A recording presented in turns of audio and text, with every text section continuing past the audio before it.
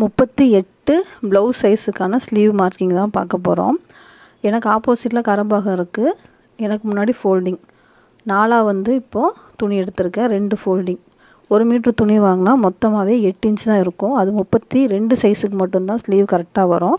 ஆனால் இப்போ நான் எடுத்துருக்க வந்து 38, அதுக்கு மொத்தம் 9 இன்ச்சு தேவைப்படுது. ஸ்லீவை வந்து 3/4 பாகமாக மடிச்சிருக்கேன்.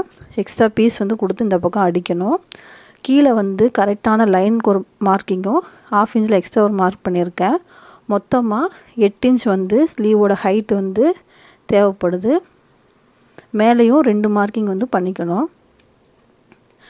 ஸ்லீவோட சுற்றளவு 6.5 + 2. கேப் ஹைட் வந்து 2.3. 38 வந்து 16ஆல் வகுத்தா 2.3 கிடைக்கும். அந்த கேப் ஹைட்டில் உள்பக்கமாக 2 இன்ச் வந்து மார்க் பண்ணிக்கணும் சைடு ஜாயிண்ட்காக. இப்போ மேலே இருக்க பகுதியையும் அந்த 2 இன்ச்சையும் வந்து நம்ம லைன் பண்ணி கரெக்டாக வளைவு போட்டோன்னா ஸ்லீவோட மார்க்கிங் வந்து நீட்டாக கிடைக்கும்.